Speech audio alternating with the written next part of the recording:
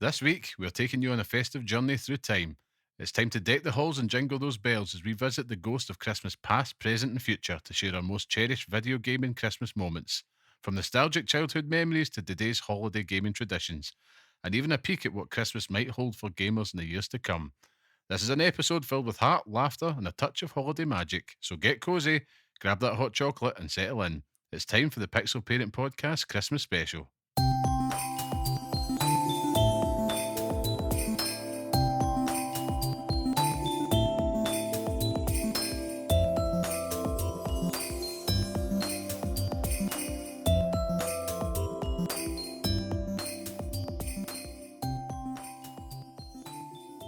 Season's greetings and welcome to the Pixel Parent Podcast Christmas Special. I'm your host Liam Kelvin, and of course I'm joined by the bearded one, Scott the Tastemaker Curry, and I am delighted to say we are joined by the handsome one, Sean the Musicman Murray. How are we both? Very good. I'm well. I'm simply having a wonderful Christmas time. Oh, I love it. Beautiful. Christmas puns aplenty. I'm Sean? here for it. I'm good. I can't complain. We're at it's the early stages of Christmas and I'm starting to feel those festive feelings coming in. The music's already begun and I'm getting ready for some Christmas films as well. Excellent. Well, for all of our listeners, you have been the elusive third man member of this podcast. It feels like this is the culmination of a lot of wonderful Christmas magic things. Finally got you on the podcast. Delighted to finally have you here. People know your name, but they don't know your voice. Well, I'm honoured, honestly. It's been amazing to be part of the podcast and to be, taking the great work that you do and processing it and making sure everything's tickety-boo and getting it all uploaded for you. So it's a pleasure. But I am absolutely thrilled to be joining you here because if there's one time of year that really warms these cockles, then it's Christmas. And again, that's all things Christmas, music, movies. And of course, as we'll get to talk about, gaming being such a big part of that as well. Absolutely. And Scott, I see that you're rocking a magic Christmas jumper here as well. I stupidly wore it because it is warmer than Elton John's arse in here, but it's fucking. I'm dying, but I'm living that Christmas dream now. You know, I am minutes away from watching Home Alone mid podcast, I should say, and I'm just fucking can't wait for no snow on Christmas Day. Oh, yeah, that's it. And how are you? Good. Yeah, good. I'm really happy that we've finally been able to kind of make this happen. It felt like the right opportunity to do it because Christmas special should be special. Special. Shouldn't be. Well, you have people round at Christmas, don't you? You do. Very, very good point, actually. You do. So. Sometimes people you don't like happen to... Not true. I'm hopefully thinking I'm not one of those. No, loved ones. You have your loved ones. No, I'm fantastic. It's the most wonderful time of the year. And yeah, I think this is going to be a good one. It'll be different from the normal podcast every week, as it should be. But, Christmas specials are always the classics. So Absolutely. Let's go for it. Let's go for it. But I suppose the one thing that will remain the same is we've got to get some housekeeping at the road first. I know. Of course, take care of it. So, for those listening, this is the Pixel Parents Podcast, the weekly podcast by parents who game for those who do the same, where each week we discuss all things gaming whilst raising little ones. And if you want to be part of the podcast, come say hello and share your thoughts with us at pixelparents.bsky.social or on Blue Sky. Got that. Still not used to it. Or write to us at pixelparentspodcast@gmail.com. And if you like what you hear and you want to support the show, you can leave a 5-star review and share this podcast with your friends. It really helps us out. And of course, thank you to everybody that joins us each and every week. So with that out of the way, let's get right into the festivities. Now, Sean, we've spoke about you being that vital third member of the show, the man that makes it all happen. Arguably, probably the most important member of the team. Absolutely. I disagree, but thank you. You managed to make us sound normal. I'll take it. Absolutely. So what I'm really intrigued to hear about is what is your Christmas plans this year? Christmas plans this year? Well, in terms of like family Christmas plans and stuff like that. Well, I mean, it's the usual boring nonsense where everyone gets together. It's amazing. Don't get me wrong, but there's nothing much. There's nothing too exciting about announcing that we all get together at Christmas. Yep. It's par for the course. But I have certain rituals at Christmas. Always have. I've got a wee folder of episodes of my favourite shows downloaded. I usually watch Christmas specials of the shows I usually watch every other time of the year. Christmas specials set aside for that purpose. So it could be favourite television shows, old sitcoms, cartoons, and as well as that, I have X amount of horror Christmas films set aside as well that I will make my way through throughout the festive period, as well as your favourites, the classics. You touched on Home Alone earlier, and there's a few others, but that's my routine. Everything that I'm consuming, music, DVDs, not that format. Did you? we'll show them the dinosaurs straight away. But no, just generally making my way through. Everything that I consume will be festive. Even the festive bake, even my pastry of choice goes festive. So everything I consume. That's not to say like I don't sip on mulled wine throughout the day, but I'll have a glass at night. Yeah, absolutely. But that's it. And it's the same with Halloween. I tend to do the same. Everything that I consume media-wise, it's all going through that seasonal prism. Yeah, the immersion. That's a term I love. A seasonal prism. That's it. Same could be said for any other time of year. Yeah. But we don't get to do it. I mean, there are some people that can like watch all the seasonal stuff throughout the year, and I envy them, but I'm very much the same. Like, I have a rule in the house: we can't watch any Christmas stuff until 1st of December. I'm the same. So it's because last year my wife went early. She started it in November because the kids were like, "Watch the Grinch," and I had the Grinch on for like 8 weeks. It gets to like second week of December and I'm burnt out. So tried to warn you. You do. I mean, I always thought, we spoke about this before recording, that I had started straight after Halloween one year and it all got too much for me. Yeah. We've all got a breaking point, I think. Yeah. Mine's is like, my tolerance is high. Yeah. But even I did myself one year. So you need to, pace it back. Pace it. That's it. Scott, what about your plans this Christmas? It's fun when you do become a parent, because you completely lose Christmas for yourself at that point in time. It just becomes all about your kids and making sure they have a great Christmas, and looking forward to having socks and pants in your stocking every single year. Because God help me, I love a pair of socks. Oh, I mean, that just comes with age. And after Christmas dinner, those pants do come in handy. So it's quite nice. But yeah, just a standard family Christmas, to be honest with you. We'll probably go to my mother-in-law's and then go and see my mum and dad for Boxing Day, get them up for breakfast and whatever. But just becoming turkey and fucking pigs and blankets for a laugh, Oh God, yeah. I mean, you're right. I mean, I think I started to appreciate the socks when I was probably about 25 or something like that. Like, that felt like the right sock appreciation age. You shit on them your whole life. It's like, why the fuck am I getting socks? Like, when you're younger, it's like, I don't need socks. I've got hundreds of socks. Yeah. And then you grow up and you realise socks go missing every single time you turn the washing machine on. And like, underpants just fry. I think you're spot on. I think when you're younger, you really don't appreciate the luxurious feeling of a fresh pair of socks upon your feet. So good. And put them on straight away. Like, the minute I open up a pair of socks on Christmas, they're on my feet faster than I can spell the word socks. All 6 pairs. All 6 pairs, every single one of them. Aye. Yeah. I do love for the heat. Can I ask?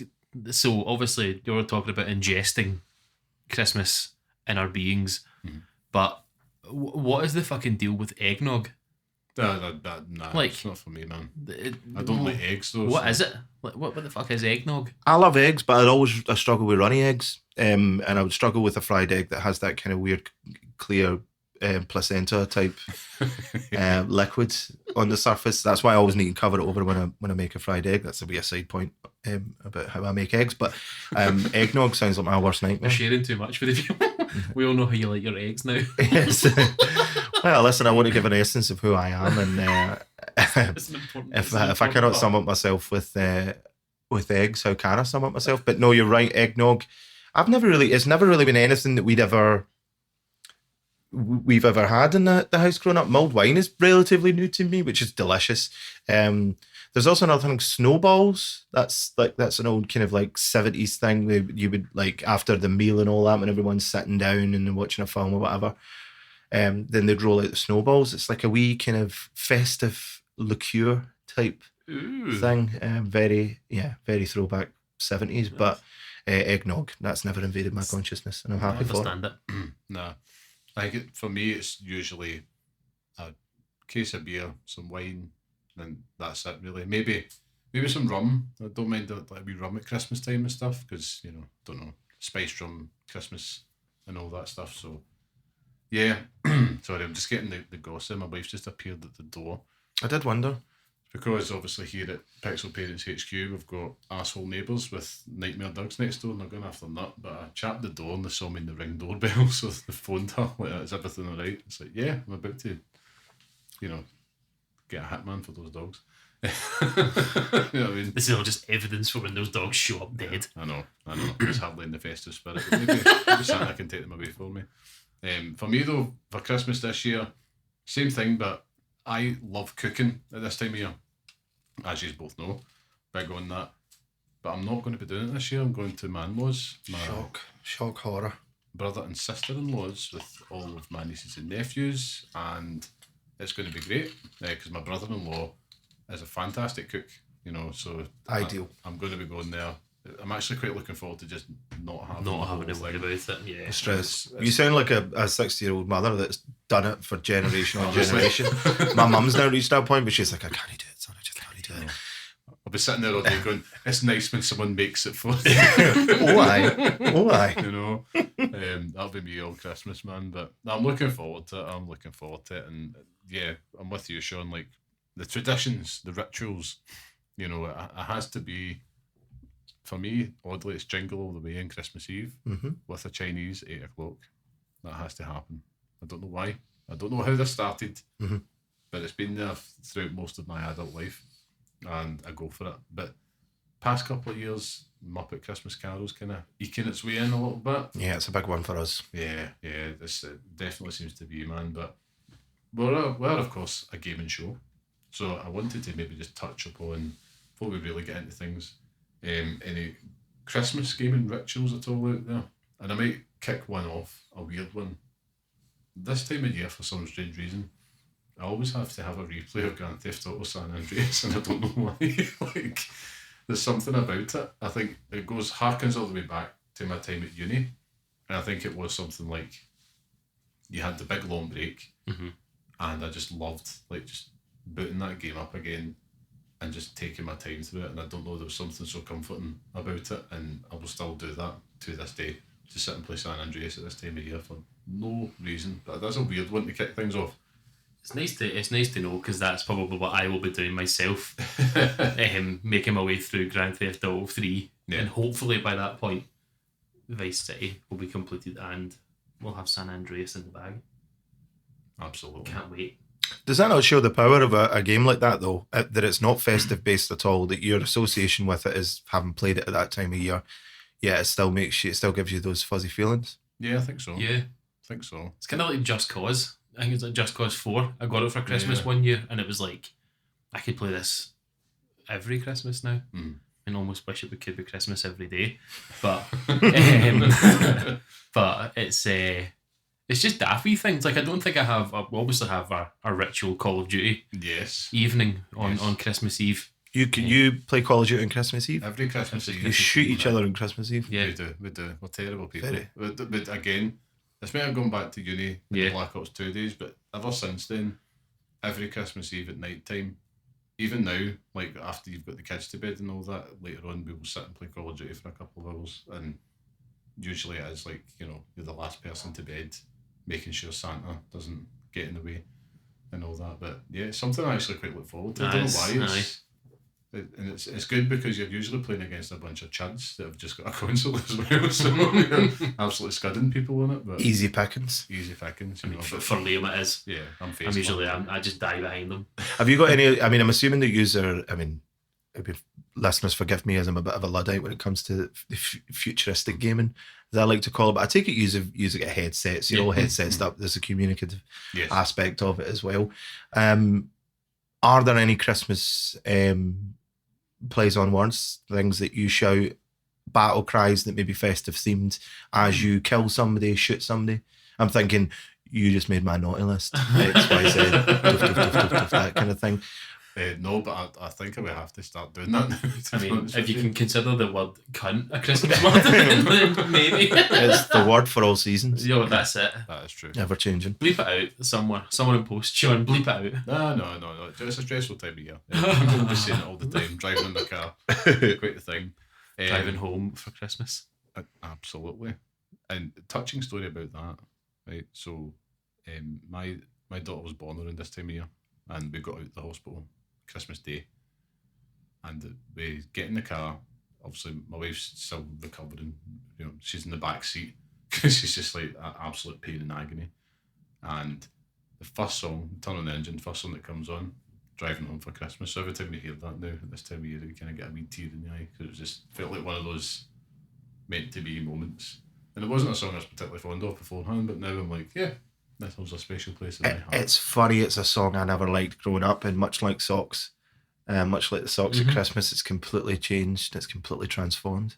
Yeah. I don't have as beautiful a memory. I think the memory that was instilled in me was at Christmas, my dad used to work for a shipping company and they would deliver bottles of wine as presents to clients and stuff. Oh, yeah. And if I went with him, I'd get a rolling sausage.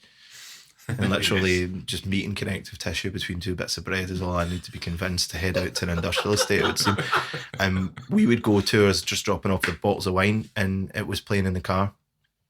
And I was post rolling sausage as well, so I was probably feeling the festive feels. And now I absolutely love that song. Yeah. But it happens. There's a lot of Christmas songs you grew up listening to you don't like, and you associate these beautiful memories to, and then it becomes something you love. Well, we have a tradition on this podcast week to week where we usually have a section of the internet community that comes with us, and I'm going to kick it off this week, which is I am not a fan of Mariah Carey's All I Want for Christmas Is You. Said it. It's controversial. Come at me. It's very Put it controversial. back in the box, that's what I say. Put it back. I On the think shelf. it peaks and then it's shite. Like after the like that's it. I'm done. I'm burnt out. Yeah. Mariah has had her way with me. Me, And I'm a Last Christmas. Aye. So me, that's my top song, Last Christmas. No, I would agree. It's one of these songs that I've just. It's not. I don't. I wouldn't say I hate it. Hate's a strong word, Yeah, but I'm the same. I have to say it's not one I'm gravitating towards. I like fucking every Christmas song, but what's the one? I like Holly Jolly Christmas by Hank. Is it Hank or Burt Ives? I think it's Bart Ives. Have a holly jolly Christmas. He sings it in such a way that it's just like you can't be asked with it. This is I love it. Love Yeah. that shit. Beautiful. I live for it. There's also Feliz Navidad, which is always good for a bit of a Absolutely. festive jaunt as well. Yeah, because it kind of adds a bit of kind of world music to the scenario, doesn't it? Bit of culture. It's Not bad what, for it. Mexican, Hispanic, I thought it was Spanish. Spanish. Spanish? Spanish, yeah. I just call something Spanish, Hispanic. His Spanish, that's what you were saying. He's Spanish. He's Spanish. Well, of course, we are here, of course, to talk about games, and I think before we really dive into the last things, like, why is it that Christmas is so linked to gaming as well? We talked about a lot of things: food, music, films. But then there's games as well. And I suppose the first question is, why is it so linked to gaming? Why does it feel intrinsic? Do you think? Well, for me, it was always like the excitement because every single year you were asking for a new game. So it was like running upstairs when you could and sticking it in the PlayStation. Yeah. I'm not coming down for dinner, I'm playing Taken. Do you know what I mean? Like, fuck off, man. I just want to play fucking Taken. And doing it like the last few years playing Crisis Core and all that. Fuck off, I love Zach, leave me alone. I don't care about your fucking presents, but not really, I do. But it always just felt connected because you were looking forward to having something. I'm sure we'll get on to it soon, but I have a story about a Christmas and like the Christmas that ended all Christmases. But it always just felt like you were getting something that you wanted. Like you could ask for something stupid. Do you know what I mean? Yeah, I think you're right, man. I think that must be what it is, though, isn't it? Like, all of us, we were not we didn't have childhoods where it was like you could just go out and just get a game. Like, it was very much like birthdays and Christmas, either both or one or t'other. And it's like that would be the time when you would either receive a game Or in a lot of cases, because let's don't forget, growing up in the 90s as well, your friends or family would get the game. Yeah. It's like around that holiday season as well. You kind of go out to their house and all the rest of it. That type of stuff, which I don't know. This is me sounding like an old fart now, but it's like it was lovely. I think you're right. I think there's two things. You weren't getting a games console or a game at any other time of year other than your birthday or your Christmas. More so your birthday than Christmas. I think I come from one of five, and the chances of me getting a games console over like somebody else, we all had to get the same amount spent on us. Yeah. So there was that, but there is also that. You talked about playing Call of Duty remotely and stuff like that, but way back when it used to be a case of you would invite your pal in on a rainy day or whatever to come and play Street Fighter or Mortal Kombat, whatever your poison was. Yes. It was now a case where everyone was round at Christmas. So you'd have your uncles involved in it, and they'll have grown up playing certain consoles and certain primitive consoles and things like that, and then they're getting to witness what the newfangled games console is and the new version of whatever football game it was. Yeah. Do you know what I mean? So they're looking at FIFA as if it's some kind of dark arts because they're used to sensible world of soccer. That was it, the kind of collective communal aspect of it. Everyone's sitting around and kind of everyone's having a game. Yeah. I think that what differs is I think these days it's more accessible. Something like the Wii, for example, made it more accessible for like your granny, your auntie, just pick up a Wii remote and start raising hell playing Wii tennis. Do you know what I mean? Right. People can get involved in these things, or Just Dance, for example. I know that my nieces and nephews absolutely love that. But it's a time when everyone could sit down and play together, whereas maybe they wouldn't normally. Any other time, because you could get away with asking folk. Yeah. Let's get Guitar Hero about Granny and have a shot at playing Dragon Force now. It's that one time of year. Bark at them in. Lift the guitar. So it's that one time of year where you get modern gaming ads. So if you see a Nintendo advert, excuse me, and everybody's like all round the couch and they're all playing it together, and it's like, hey, this is fun social. It's the one time of year now where it does happen, because it can be quite an anti-social space. No, you're right, aye. Which is nice. That is nice. I also think family members are more prone to like indulge in that side of things, whereas like at any other time of year outside of Christmas, they're no bothered about having a go at Wii tennis. No. But then drunk. Is that? Yeah. Alcohol plus games plus Christmas equals granny playing Wii golf or Aye. Wii tennis. Aye, it's either that or they A get cocktail for the best Christmas ever. Get the eggnog out. We're playing Mortal Kombat. It's either this or Cards Against Humanity, Grand. What's it going to be? I know. Excuse me. Oh, it's that time of year. Too much eggnog. So now, I think we should move on.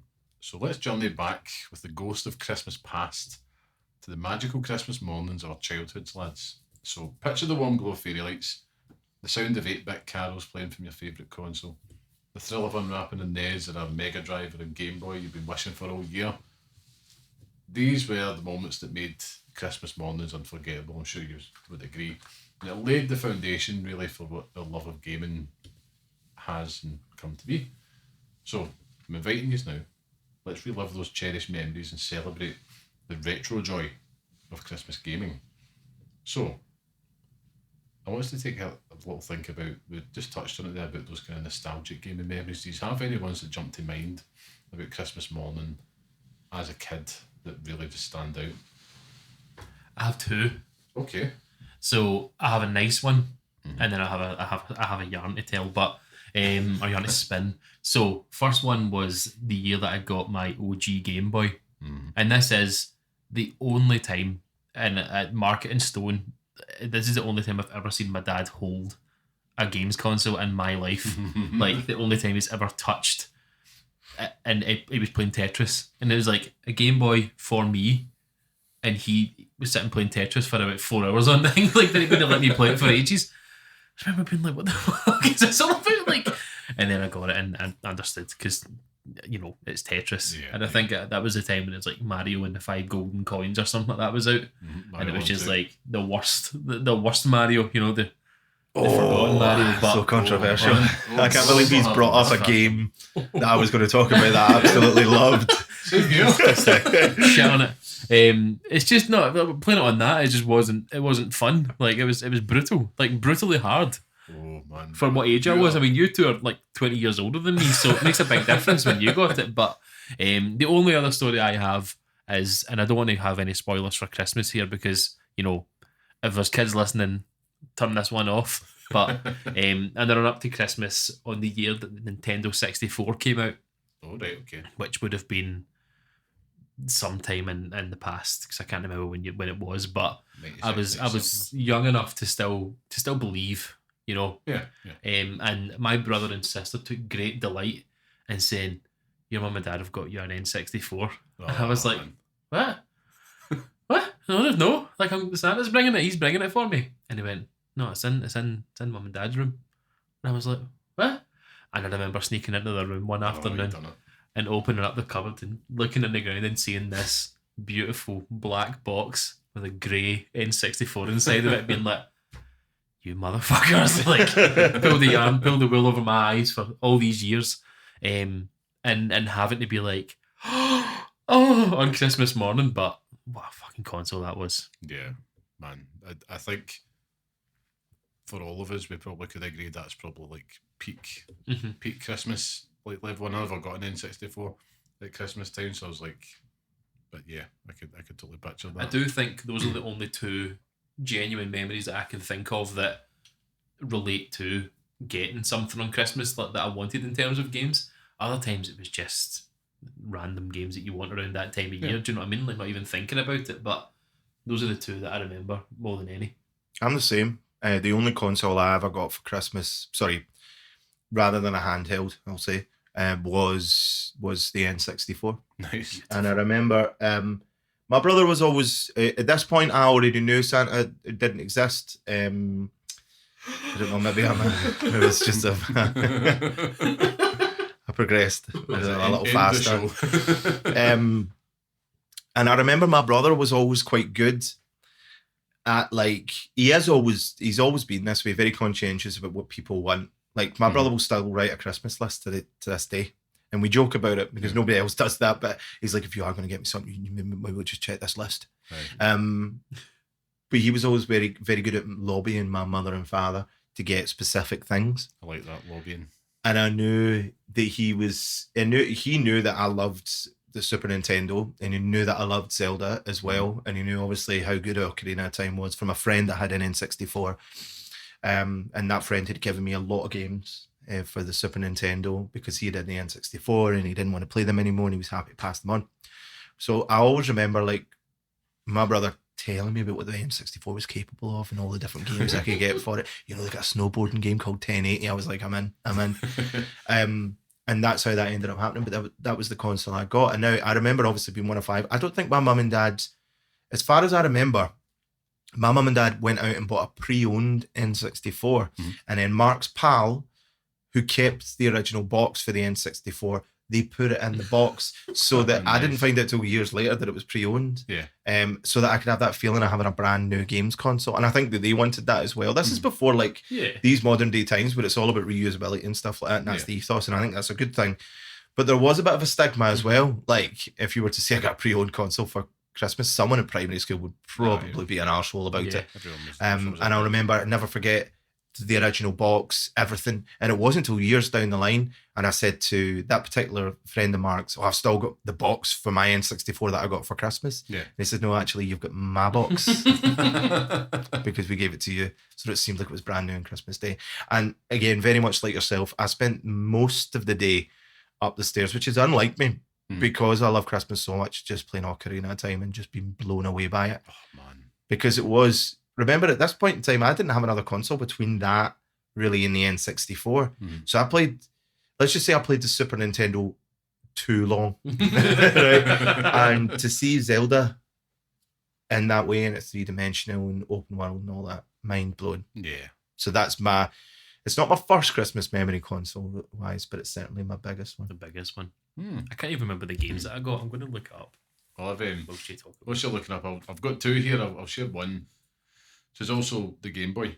Again, this Nintendo theme is strong. I know Ryan's going to be kicking his... Going to be kicking his. Apologies, Ryan. But me, it was 7 years old, I believe at the time, if I was 7. Same with yous, like, and I've got a story, man. Like, I found out about Santa not being real and the birds and the bees on the same day when I was 5. I had- And the Did same you- story. I know. Did you catch Mummy kissing Catch. Santa Claus? What's going on? That would have been a much hilarious story. No, me, it was like when I grew up, it was basically, I'll never forget it, round the corner from my house, and it was the older boys around me, a couple of years older, and they just huddled around me. It's like, do you know Santa's not real? And they started explaining what sex was. And I'm just like, every conspiracy theory pushed in 9/11. I know. It's like, what is happening? I remember just for years as a kid just kind of carrying this. It's like, I know I'm living a lie. These are all living a lie type thing. But I was always a bit miffed, but I still got into the spirit of Christmas because my mum was like huge on it. You know what I mean? She really did go over and above on it. Also, it was like, okay, we'll go with it. My little sister as well. So it's like kind of the relief when she found out that it wasn't real was great. Cause it's like, oh, good, don't have to live this lie anymore. But I remember being 7 and the Game Boy wasn't new at this point at all. But I remember just obsessed because it's again like you see your friends have got it, so family members have got it. You're like, man, that's so cool, and you know Tetris and shit. And I really wanted that for Christmas. Christmas Day came, and I thought Santa had forgot. You know, in this case, my mom. And I was like, right, okay, no bother. Good one, Caroline. And then it was like, we then go to my aunt's house to pick her up. She came to my house every year. And of course, it's Merry Christmas, all the rest of it. We've got a present for you. And she gave us a present, of course. It was the Game Boy. And I was just so blown away. Because at that point, I had been resigned to it. Like, oh well, you know, better luck next time. You know, not gutted, but just kind of like, oh well, you know, you just kind of, you had other stuff to play with. Past so the like, point of grief. You past were the in point the of grief. That's level it. of acceptance there. Aye, but then it was this yellow Game Boy, the OG big clunky bastard. You know, it's the size of a book. It's just like hardly the biggest, you know, the best portable thing for a kid. But got that with Super Mario Land 2, which I adored, and Listen, Bomberman. you can adore it, but it was fucking shit. Do you know the best thing about that Game Boy though was when you always got all those daft things on top of it. So you Yeah. had like the magnifying glass. You Yeah. had the light that All shone the under the extensions. magnifying glass. It was fucking Yeah. like awful. Your own printer. I mean, for me, I think I entered the peripheral era with it. I got a Game Boy Color a couple of years later because Mhm. Pokemon was Yeah. huge at that point. And again, my cousin and that had the Game Boy Color, so it was like, yep, you want one of them? Cool. Playing Pokemon Red on that, and I remember the wee light that you had to plug into the sides. Aye, and it It's thingied mental over. now. It Aye. doesn't have backlights on it, but just the amount of time just spending under my covers just playing that. How tempted have you ever been to like try and mod a Game Boy Color with the backlight on it? Have you ever seen them like doing it? No, it's incredible. I've Like, seen that. Yeah, I it's- knew a guy that had the the wide Game Boy Advance Mhm. prior to the Oh, SP. yeah.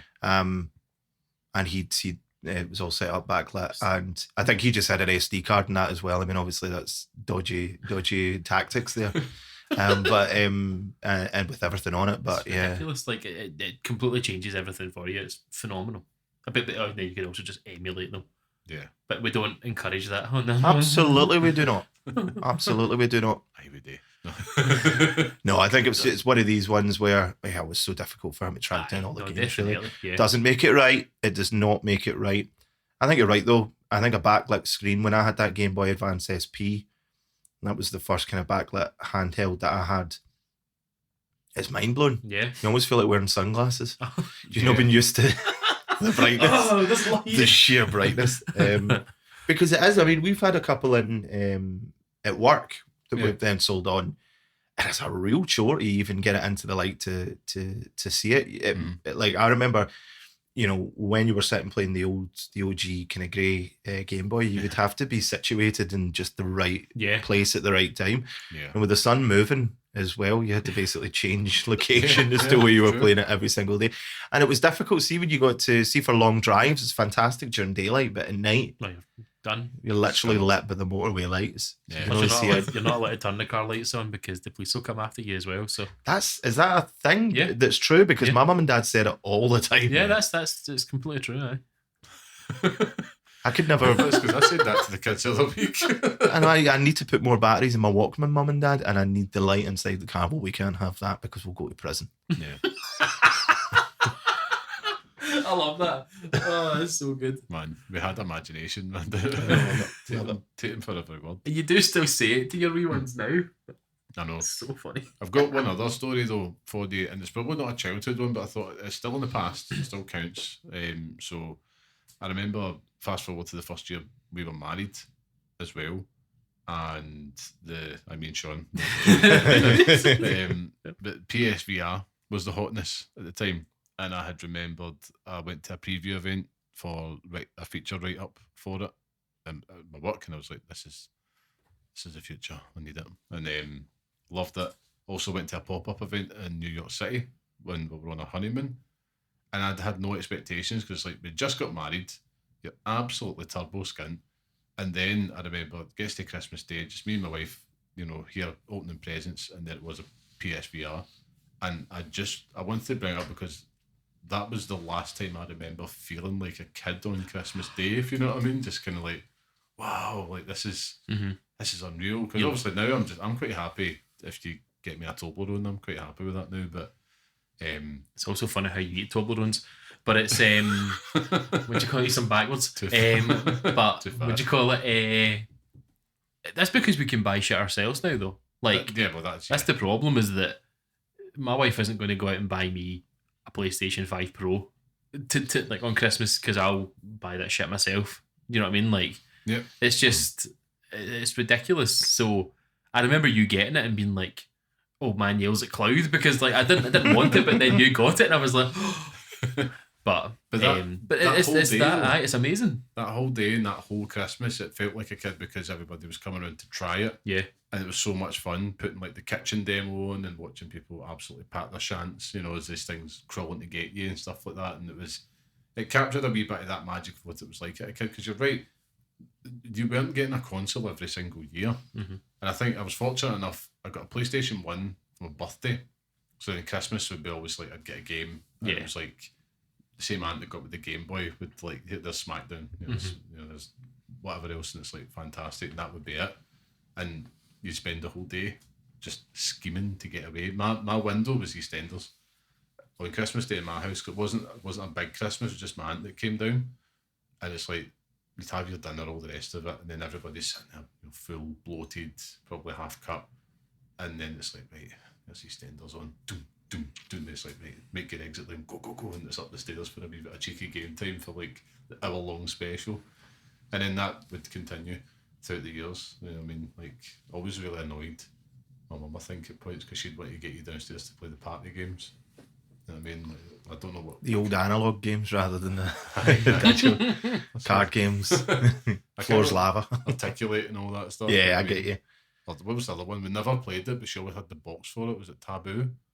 Remember that old kind of All you need's the box for Taboo. Really? I don't know, actually. Sounded so convincing. Isn't Taboo just like charades? Charades? Never played it. Charades? Never played it. I was too busy up the stairs wanting to play the cool games. Yeah. But yeah, that was that. But I suppose, touching on that, looking into the ghost of Christmas gaming past here, family reflections. Have you got any funny memories when it comes to the family? So we talk about individual stuff, but is there any memories you've got with gaming with the family on Christmas Day? 'Cause we touched on that beforehand. Like, did we have that Nintendo advert moment? Yeah, well, I mean, yeah. You touched on the VR thing and the whole experience of trying that for the first time. What blew my family's mind was the Kinect. Funnily enough, now, you can tell me. I don't know if it's if it has much of a legacy or whether it was a success. I see Scott silently shaking his head there in my presence. In the modern community, yeah. In the modern development community, it did lot, and it had like legs in the medical community, oddly as well. But at the time, it just wasn't implemented the best way, but it was pretty cool. It's like you were the controller. Yeah. You know what I mean? Like, I mean, what do we have on it? I just had to Google it there because my knowledge is so poor. I just wanted to get the exact name of it. Well, I mean, if it's any indication at work, we have loads of Kinects, so loads of people don't want them. But Kinect Adventures it was. Oh yeah. And you talk about that experience of having people play like Wii Sports and stuff like that, watching my mum and dad like river rafting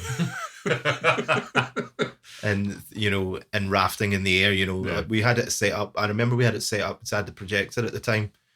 So it covered pretty much the full front window. We had a projector screen and all that in my mum and dad's Yeah. house because I used to watch this where I used to watch my films when I left, and episodes of EastEnders and My Parents Are Aliens. Nice. So we done that, Connect Adventures. And no, that was a proper knees up as well. Yeah, In okay. terms of modern gaming, plenty of experiences with retro games growing up. I had an uncle that he used to repair like VCRs, televisions. So for him, like every games console that came out was absolutely mind blowing for him. Like he was a ZX Spectrum guy. He was into the Commodore 64 when games were back on cassette tapes and stuff like that. And then I think it was the Amiga Commodore 1500 he had. So when we went to my grand's, we would all run upstairs to my Uncle Brian's room, and he was a kind of cool uncle. And he'd usually have either Bon Jovi playing, Def Leppard, Hysteria mainly, or that old Glaswegian band Gun. If you ever remember them. Yeah. I'm going to cover a word up. Anyway, we used to play Sensible World of Soccer. And that was a funny one because that would be the type of game that where my other uncles wouldn't really have entertained the possibility of playing a computer game. When we were playing Lotus and Zool, I remember there was a really good Lethal Weapon game for the Amiga Commodore 1500, just tremendous. They wouldn't bother, but the minute Sensible World of Soccer was booted up, they were all for it. So there'd be massive tournaments, and it'd be like the joysticks out and stuff like that, and we'd compete against each other. Oh, nice. And play big tournaments as well. So that was a big thing. Again, not on the cutting edge of technology in any stretch, but just fantastic. Yeah. Scott, any ones that come to mind with you? No, really, no. As I say, with my dad, it was always just stealing the Game Boy to play stuff like that. But it was always very much if you were like, Dad, going to come and play, I don't know, Hogs of War with me.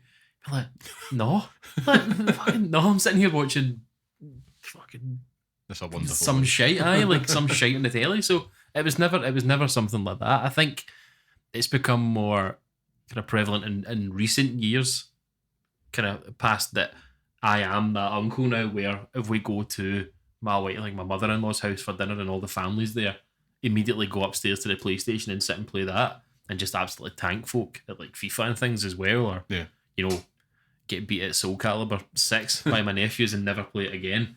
But apart from that, not really. Like I kind of grown up with my brother and that. It was always we could go and play stuff together, but no, nothing really specifically like Mario Kart and like that. I don't really remember much. Yeah, I never had the Mario Kart moment myself, to be honest. I mean, for me, it was like local co-op, I suppose, is the best way to sum it up, isn't it? We're all talking about like my notes here. Like I remember when we would take turns, like for a few years, like we'd go to my house and to my aunt's house and vice versa. And she used to have a flat in Glasgow, and she was the cool auntie. It still is. And as you both know, actually, she still is. She's very cool. And it's like she had the PlayStation then before I did. That's what kind of got me, oh my God, I need to have this. And I remember that you're just sitting playing like Tekken 2 and Crash Bandicoot whilst like my mum and all that were in the other room, just kind of just enjoying wine as you do. But one of my favourite things, I know, it was dramatic. No, one of my favourite things every year was when you started to kind of go up the echelons of graphics at the time. Was like always like with my dad or somebody coming in and you'd be playing the game and them just coming and go, oh God, that looks real, just every time. Just that one line that's like, there's like this was classed in it. Gears of War on the 360 was one that really jumps out to mind. I remember my mum, she let me put up the 360 in the big telly downstairs, and you had to use the component HD cable in the 360 back then. You were moving away from SCART. Yeah. And that obviously just made it look so crisp, but at the time it was like, this is the future. It is now. And it was just pure blowing people away. People turn that game on and show them. It's amazing. Aye. I always remember my dad being completely perplexed by like FIFA on just a decent console, and I'm talking like just Xbox 360 era, and he'd be like, that's right, you're watching a real game of football. It was so realistic to him. Because I think that we, at the time of the Amiga Commodore 1500, sorry to go on about that again, but we were playing FIFA on the Mega Drive and the SNES. And you forget like the Commodore or the Amiga had really decent graphics because it was quite a powerful piece of kit. Do you know what I mean? Yeah.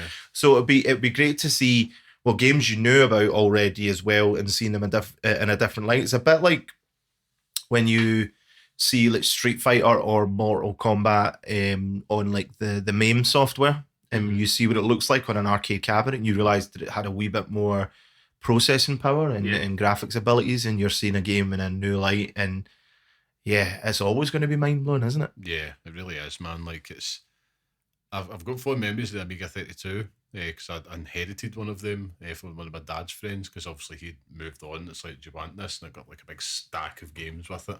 Was it floppy disk? Was it cassette? It was CD, I think. CD, it was. jeez. I can tell you quite sincerely that I have never even seen one of these in the flesh. I'll show you. We'll Google images. There's some really cool games. Really cool games on it, man. It was just that big stack of stuff, and he used to always do that because he was very much like he was a good must have been 10 years older or something. So he was like buying stuff with his old money. I remember he also gave me like a stack of PlayStation games a few years later, like with the Die Hard trilogy and Resident Evil 2. Scarred me for life. You know what I mean? It's funny. After Christmas, I remember having so many arguments with people on the playground in school because it was such a dividing thing. Are you PlayStation 1 or are you N64? Yeah. And people who loved the N64, they would talk about loading times being much better because of cartridges over CDs and stuff like that.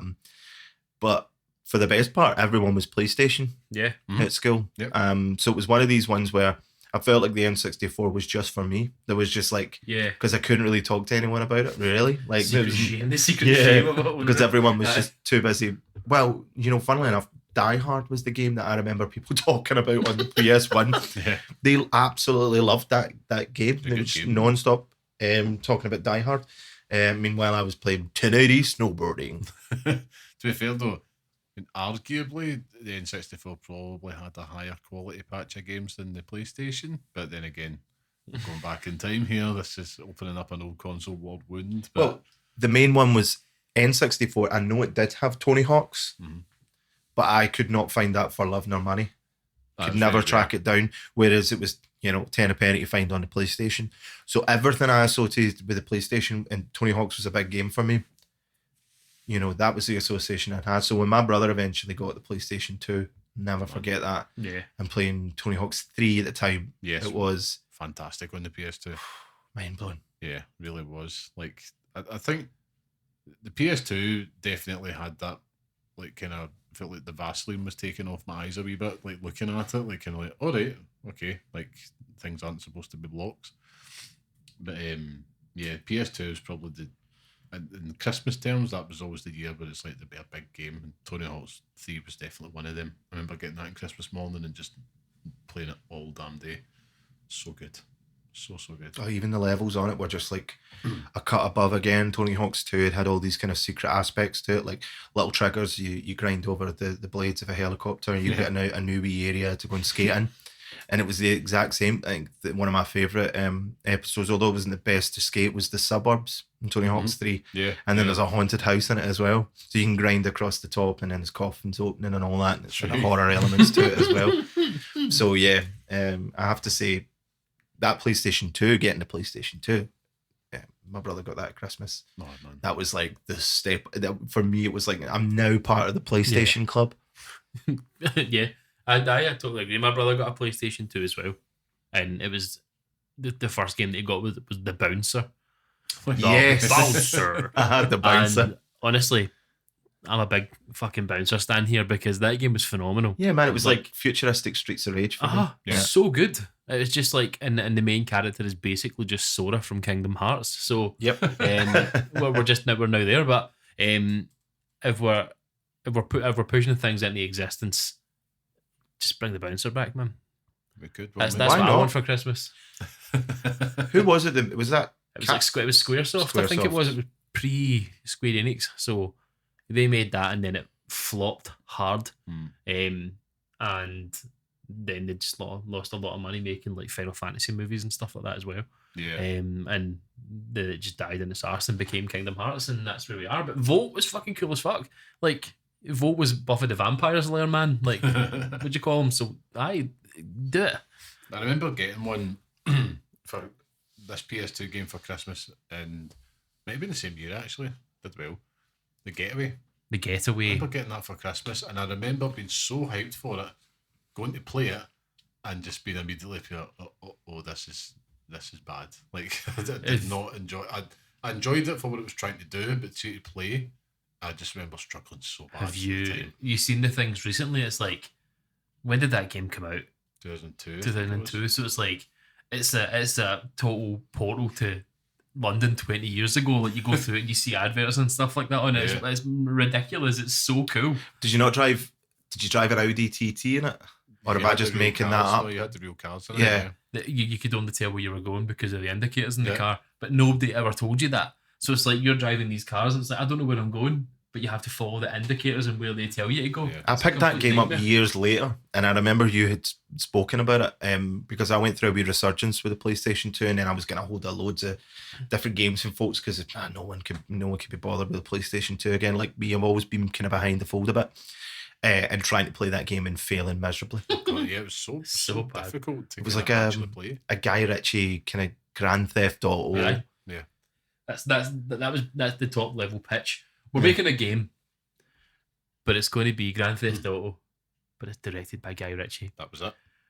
It's like Quintessentially English gangster London. Aye. But it felt like such a quintessential PS2 game, and that aye. everybody that was about the same age as us at the time shouldn't have been playing it.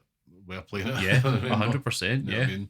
That, and of course, you're right, like the football stuff at Christmas time. Yeah. Like, just I always remember like one of my mates would have got a new football game.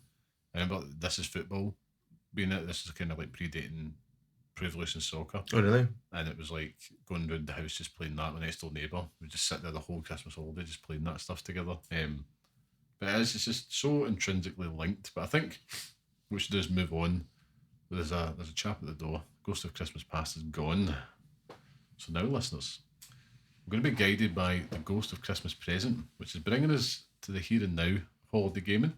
So imagine this, the hum of the next-gen consoles, festive themed game events, family gaming nights where everybody from toddlers to your granny gathering round to play in new ways. So gents, let's unwrap what makes today's Christmas gaming moment special. I thought we'd start at the top, just talking about what do we think is going to be the popular gaming trends this year when it comes to everything we've just talked about there. We aren't going to be sitting there passing the control, are we? Or is it going to be more anti-social? Or is there still a space for those Nintendo advert moments, as we've coined it? What do you think is going to be the big trends this year at Christmas? I'm living in the past. If it was me, remastered version of Sensible World of Soccer. But I'll leave it in your capable hands. For me personally, it's sneaking away any time that I can possibly get to try and play something like. Yeah. So Soul Reaver's going to be in my sights at that point. So I'll be absolutely balls deep in Raziel's story, man. I can't bloody wait for it. But in terms of, family, like I've got nephews that are a wee bit older, and I mean I hate to sort of labour on the point, but the games that they're playing are all like Fortnite, and like for some reason they're all playing Rainbow Six Siege at the moment. So it's just like jumping online to play that.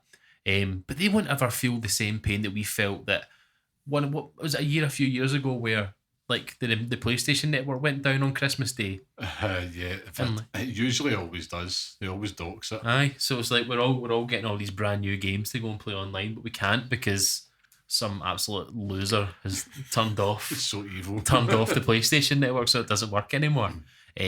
But as I've gotten older, we're no longer buying games for kids. Like for the kids in the family, we're no longer buying games for kids. We're buying them like, V-Bucks or Roblox coins, whatever they're called, or PlayStation Network points. Like it's just very much become they can just choose what they want at this point, which is cool. Like, that's the way it should be. So Yeah, it does make me a little bit.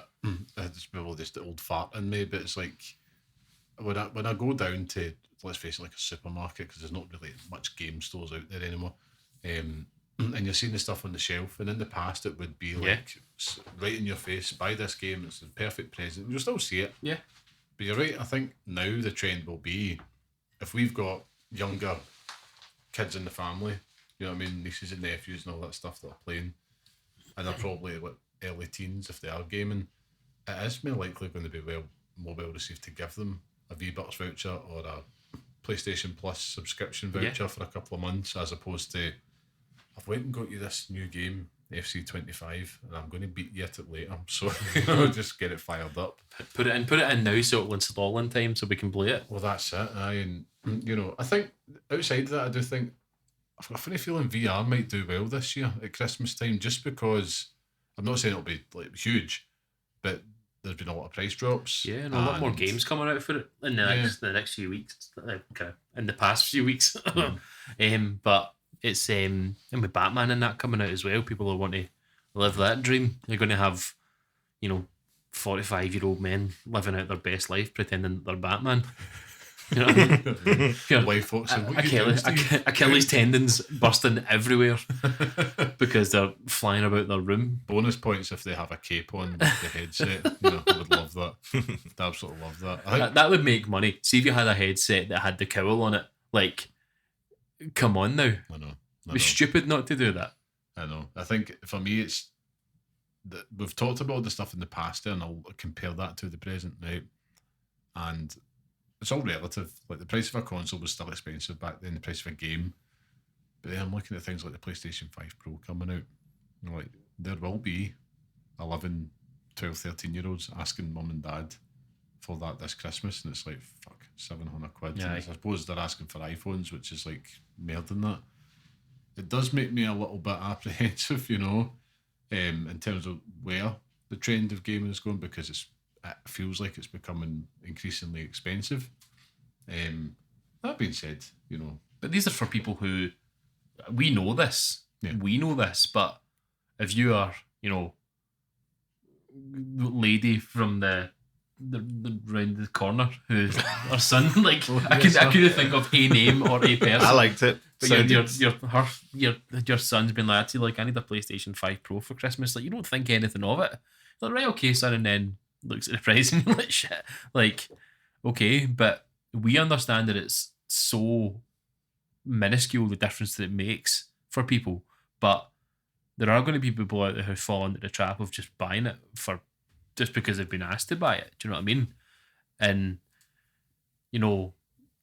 we're starting to see the ramp up of the whole Xbox thing, so maybe we'll see a lot more Game Pass subscriptions out there as well. I'd love to see what happens with that, because this whole advertisement campaign that has hit the world, we're all now Xboxy, Sean. Every one of us is an Xbox. I didn't know that. Yeah. I didn't realise that. You are an Xbox, personally. What did you call him?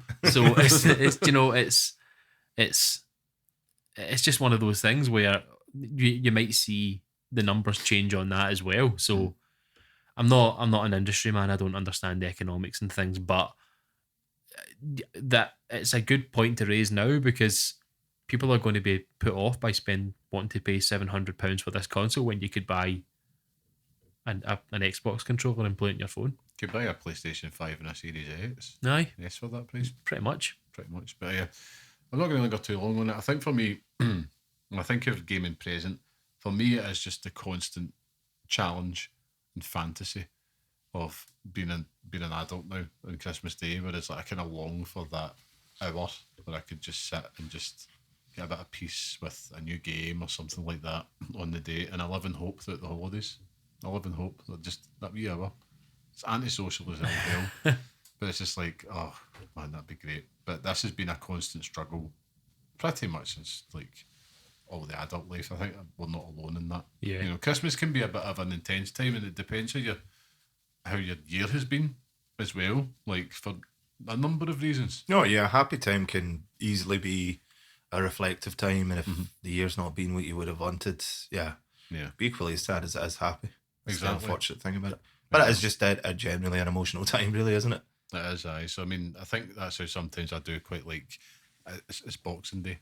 See, Boxing Day for me, that was the day where you just like let's just sit down, chill, watch a film, go to Unashamed something like that. lethargy. Just like I always remember, like my mum being like, "Nah, not today.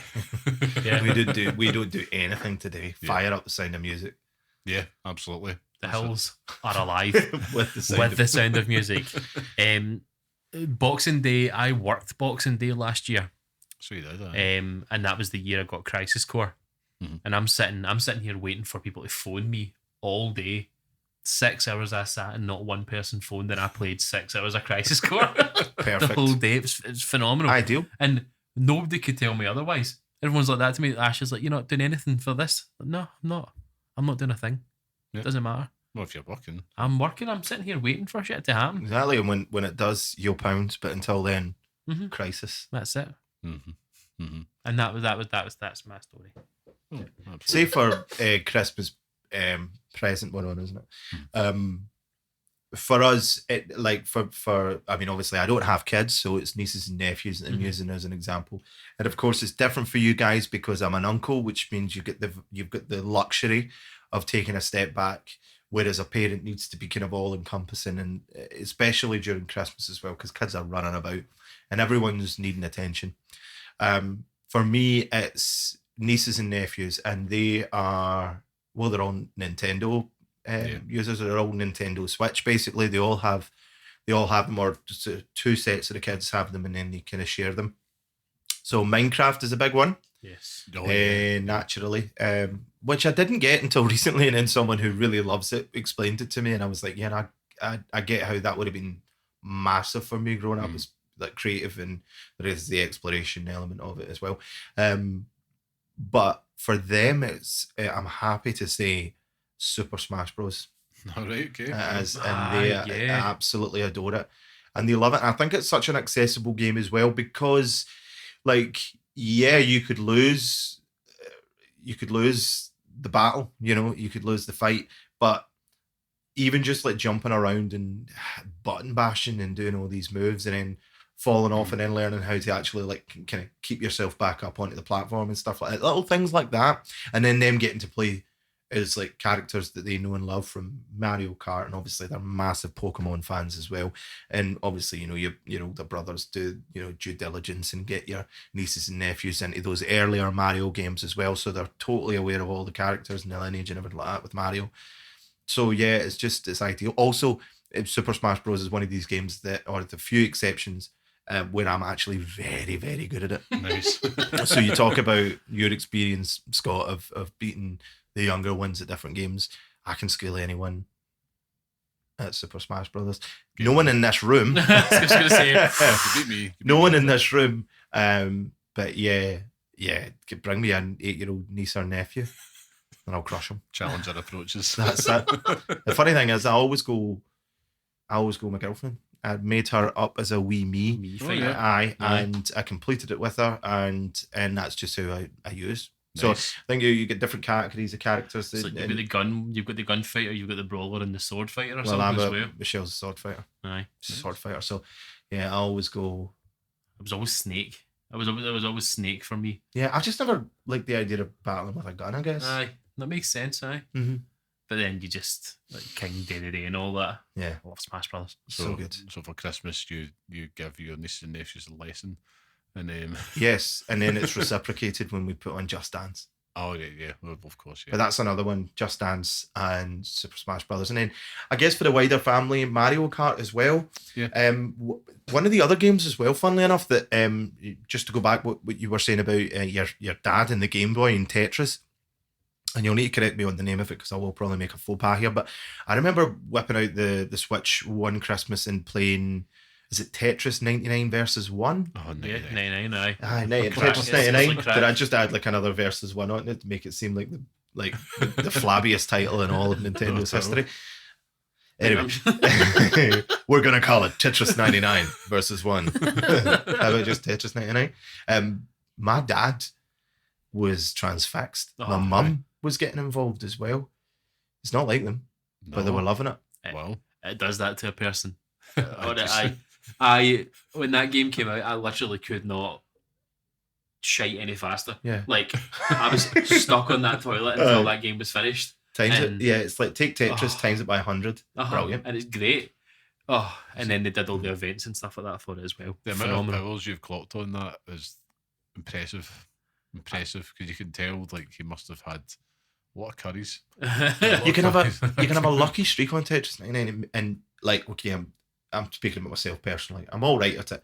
But you can have a real lucky streak where out of 100, like, you're at 4 or something, and you feel like a proper champion. It's the best. I mean, I think I've only ever won like 2 games in it, and the feeling, pure joy and ecstasy. Yeah. And then you try and stand up from the toilet and your legs are just dead. It was worth it. But there's a couple of examples of different kind of I say gaming traditions now that have followed us. I do like I think it's more difficult now than ever. Like, gaming on a PlayStation or an Xbox is very 1 or 2 playery. Like, I know you could play it with more, but there's not many options out there that couch co-op that you could sit and play as a family. Like, you're having to go out your way, and the games there are shite. Like, they're not good to play. So it's just. This is what I was saying. We said this probably a couple of months ago. Like, Guitar Hero is ripe for a comeback. Yeah. Like, I know. If I think about my nephews, one of them's really getting into gaming over the past year, playing his PlayStation 5. So when my son comes to this, and there's a wee bit of an age gap there, it's probably about 4 years, 5 years or something between them.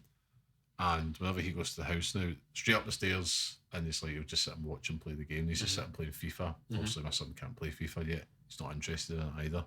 But it reminds me so much of just when I was younger. And the same thing. And I know going there for Christmas Day this year, that is probably what's going to happen. Yeah.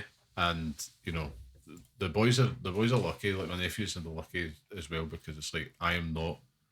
They've got uncles that are gamers there. And I'm not the cool uncle, but the other uncle. So it's like I'm the more uncool one of the two. I can't honestly believe that you're not the cool uncle. Oh, but you know my brother-in-law. He's the cool uncle. Yeah, right. Fair enough. Me, so it's like outcooled. Outcooled, but I'll take that because, you know, I lost my cool credentials as soon as the kids came along. You know what I mean? It's like, there you go, you're an embarrassment. But I think I'm quite looking forward to kind of seeing what they get on Christmas Day, and just it is cool just to see it through the lens of the nieces and nephews and all that in the family, and just I think Nintendo are still king on that front. Like it or lump it, like they're the closest thing you would get to multi-generations picking up a pad and going, how do I go forward? Mario Kart, is it? Right, okay, and you know, 2 buttons off they're away, and that's it. And then it's a wee bit of a laugh riot, even if it lasts for 10 minutes, making a wee moment with the kids or something. Yeah. That's kind of something to look forward to on the day. I just think as Smash Brothers, for example, and my parents were always very careful about what we played growing up. When you spoke about getting Pokemon for the first time, my mum really drags her heels on that. Yeah. She essentially thought Pokemon were little demons. So Street Fighter was one that I played on the Super Nintendo. Also links back to one of my Christmas memories. But that was a game that was deemed too violent. I used to get so worked up that the SNES would go back up the loft for another 3 months, and then it would come back down again when I had behaved properly.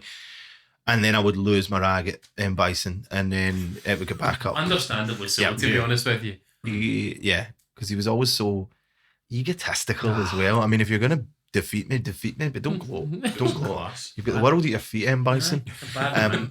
But take Super Smash Brothers, a game which is relative. It's not, you know, it's violent. It's a fighting game, but there's such a cartoon element to it that it's just so much more accessible for other people, I guess.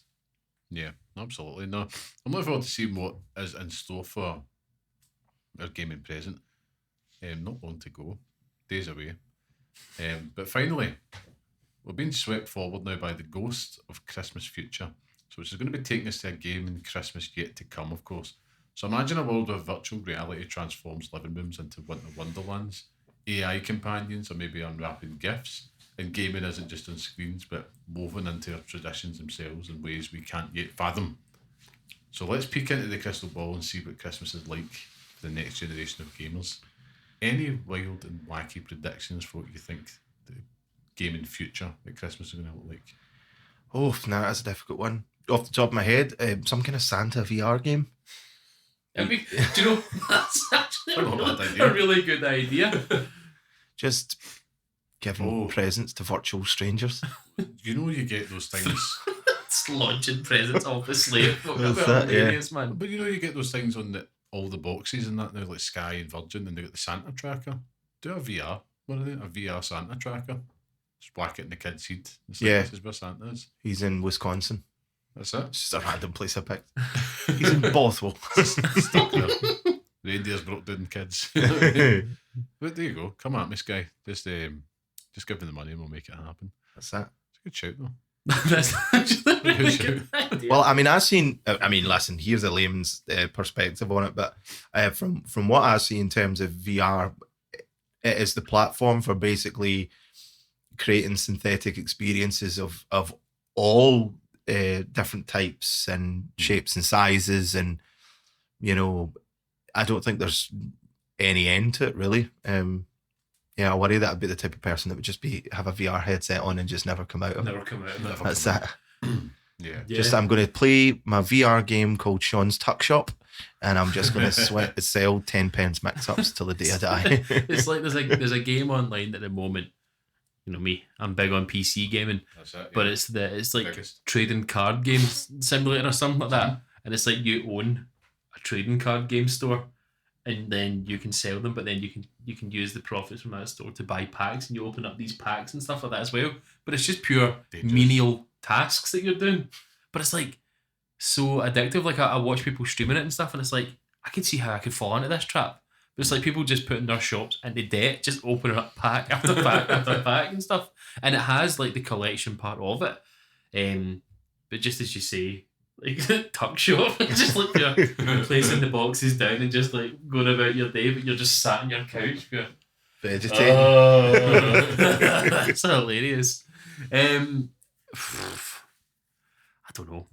I wish I could say that we live in a world where iRobot is real and people can complete games for me, but Well, Space Karen has his way. well, he's gonna just shut up. I know. I mean, I can't see a future where he does anything, but regardless of that, and the grift still stands. I mean, I'm the biggest Elon Musk fan in this room, you know. I was like, use your money. Elon, you know where I am. Hopefully somewhere.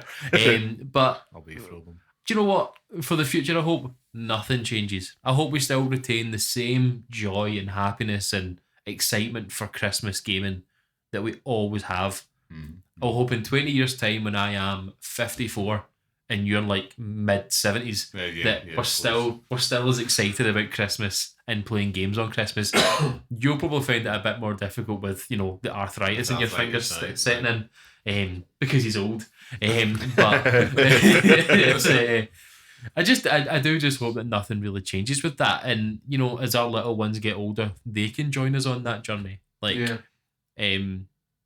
We can live through the fantasy of, our children beating us in a video game.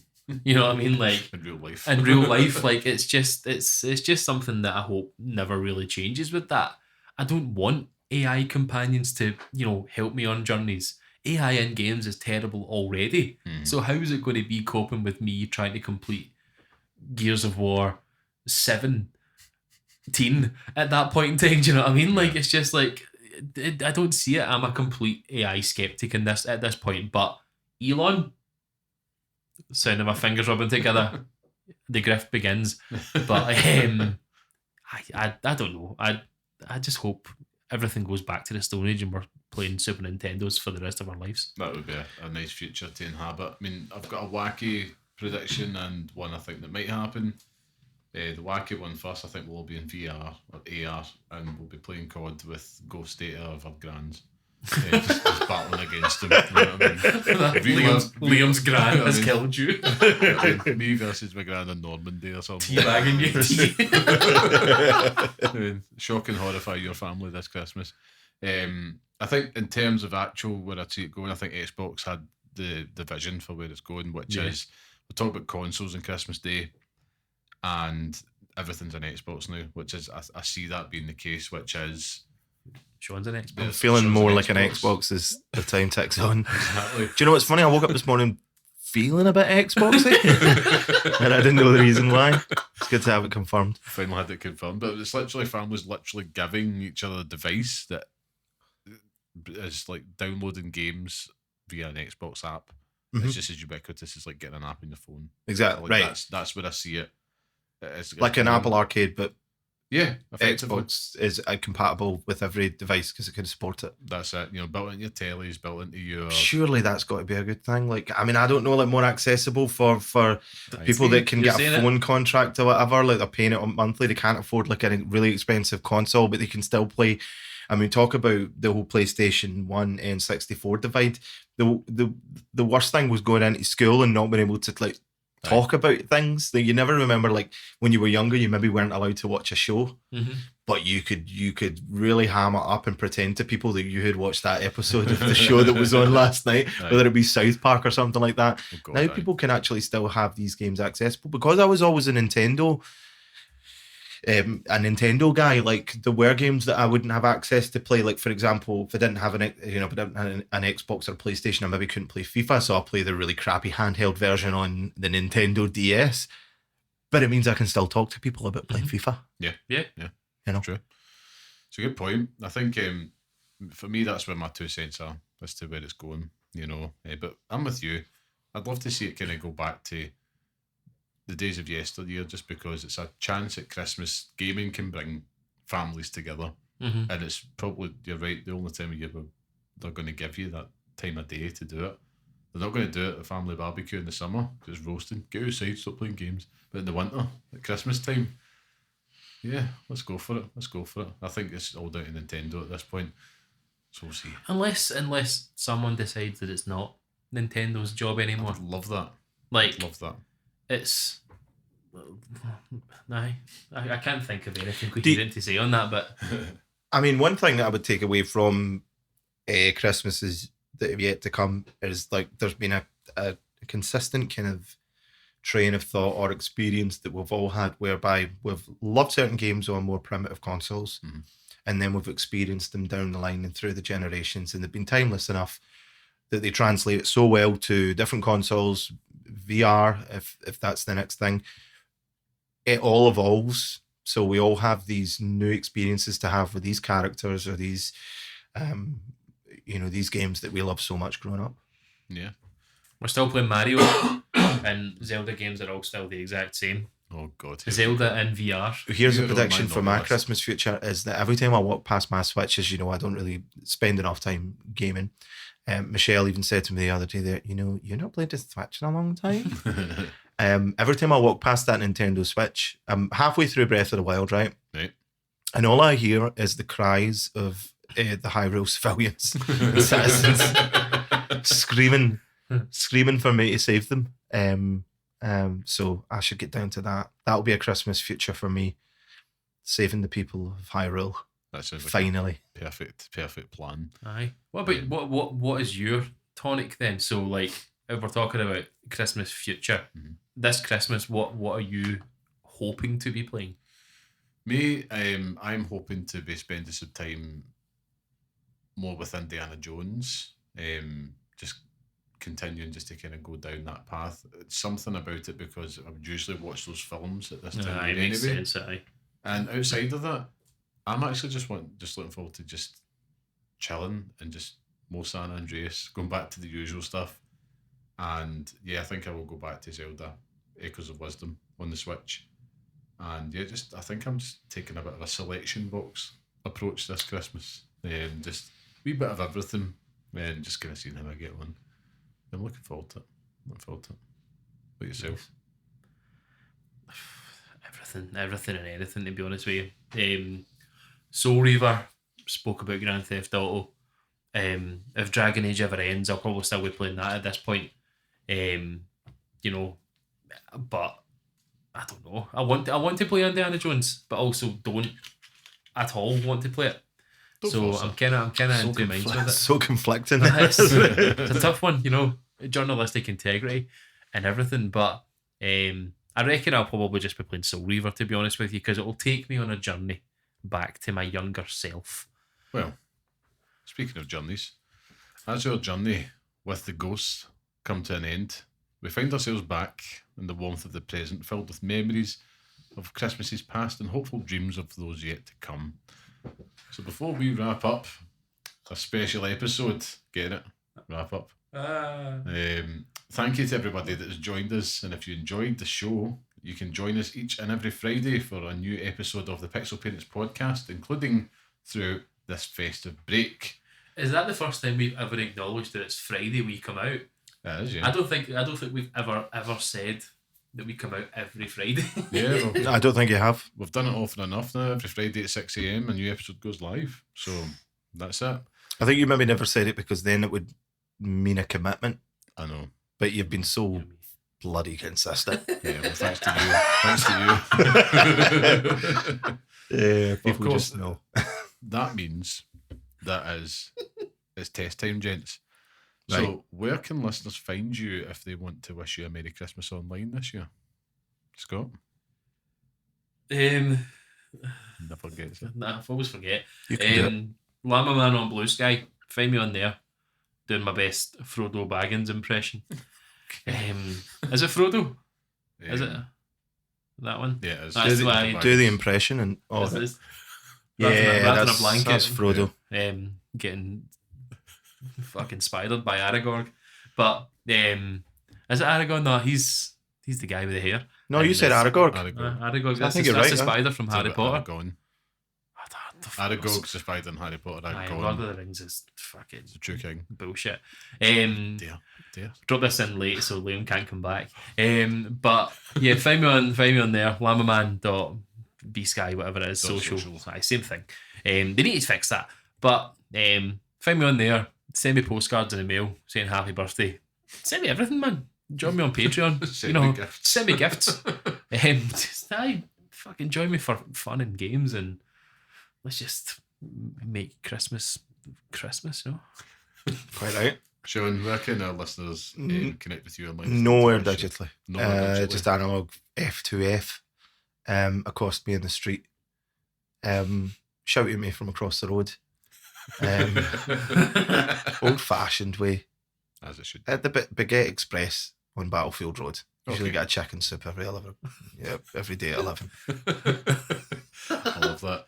And of course, if you want to connect with me online, I'm at carmelite.bsky.social. And you can follow the show on Blue Sky as well at pixelparents.bsky.social. And of course, write to us at pixelparentspodcast@gmail.com. So this festive season, whether it is you're playing the classics, exploring the latest releases, or imagining what future holidays will bring as we have just done, just remember that the true magic, of course, lies in the moments we share video games with our family and our friends. Chestnuts roasting on an open fire. Oh, man. Well, it's a My Christmas special. cockles, by the way. My That's it. cockles. It has to be the nice fuzzy end. It's beautiful. Eloquently put. That's it. That's what we're here to do. But until next time, stay safe, stay sane, and Merry Christmas. Merry Christmas, one and all.